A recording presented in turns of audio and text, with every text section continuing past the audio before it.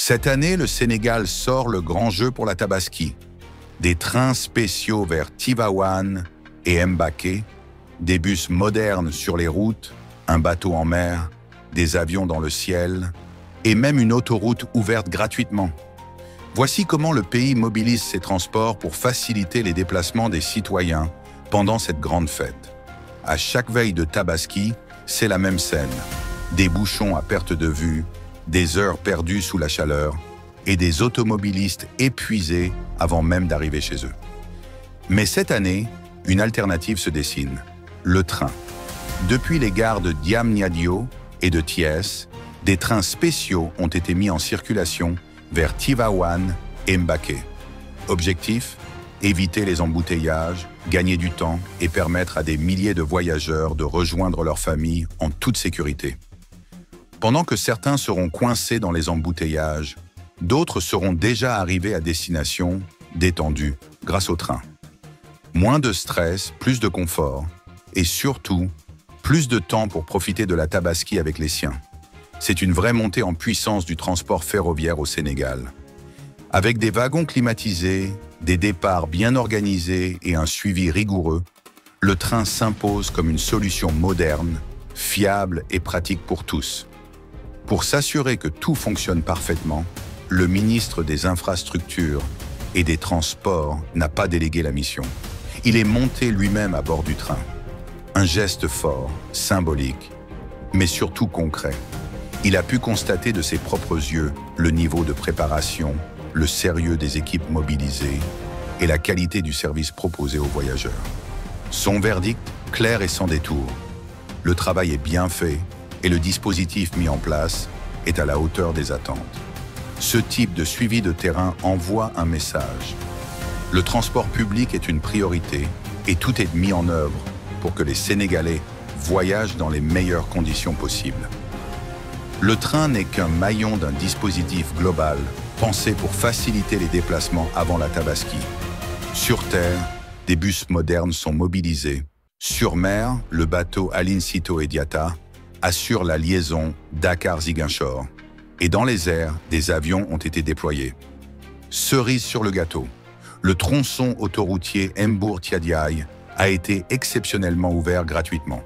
Une mesure saluée par les voyageurs qui réduit les coûts et désengorge la RN pendant cette période de grande affluence. À l'approche de la Tabaski, le Sénégal montre qu'il est capable de mobiliser ses forces, moderniser ses infrastructures et penser un transport au service des citoyens. Trains, bus, bateaux, avions, tout est coordonné pour un seul objectif, permettre à chacun de rentrer chez soi en sécurité, à temps et dans la dignité. C'est ça aussi, célébrer la Tabaski, rassembler les familles, rapprocher les cœurs et faire du voyage un moment de sérénité. Et cette année, le train en est l'un des grands symboles. Écoutons maintenant le ministre des Infrastructures et des Transports terrestres et aériens,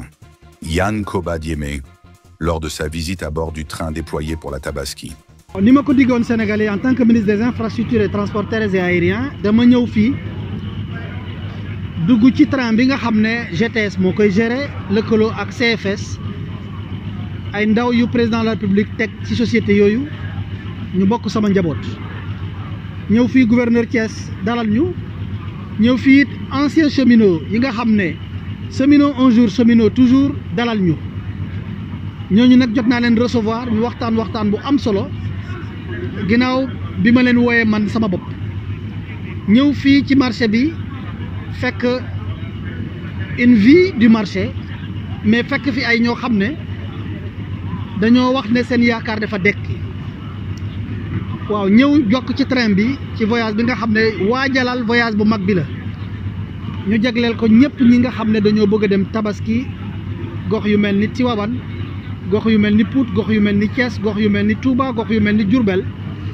gox yu mel ni Mbacké gox yu mel ni Bambey fas yéene ko def nag ci anam yu am karange nii ñu xamee wàllu saxaar si ndax ku wax saxaar wax transport de masse waaye ku wax saxaar wax sécurité moo tax suba dinañ def ñaari rotation axe bu ne maanaam axe Tivaouane am benn axe Mbacké am benn ñaari fan avant tabaski nag axe bu ne dina am ñaari rotation boo boolee yëpp muy 10 rotation train yi nag mu nekk train yu tubaab di wax réversible train bu nekk am capacité de 300 personnes de 300 passagers boo boolee yëpp 3000 passagers lañ fas yéene yóbbu. ñetti junni. muy ñetti junni boo ko naree yeb ci ay 7 places il faut nga taxawal lu toll ni 507 places boo ko diviser par 6 et non 7 le nombre de passagers loolu la lay jox ku wax 700 places 707 places bu ñu dawandoor il faut nga rangale leen lu toll 200 kilomètres waxuma la pollution bi waxuma la lu muy jur ci wàllum karange donte nag góorgóorluñ te wàllum raay la ñu wax mais dañoo fas yéene pour yombal leen seen mbir yi ubbi autoroute tronçon Mbour Thiadiaye boobu it ñu lëkkaloo ci ak gendarmerie pour sàmm benn dispositif de sécurité samp ko boo xam ne kenn du mën a daw lu weesu 80 kilomètres à l'heure waaye fii ñu ne ci Thiès cheminots yi wax nañ dégg nañ lu ñu wax dégg nañ travailleurs lu ñu wax leur cri de cœur ñooy ñu dekkiwaat raay gi loolu nag du sama bëgg-bëgg rek njiitu réew moo ñu ci sos li ma ci mënta def ci pas-pas matali dogal jiitu réew defe naa ci ministre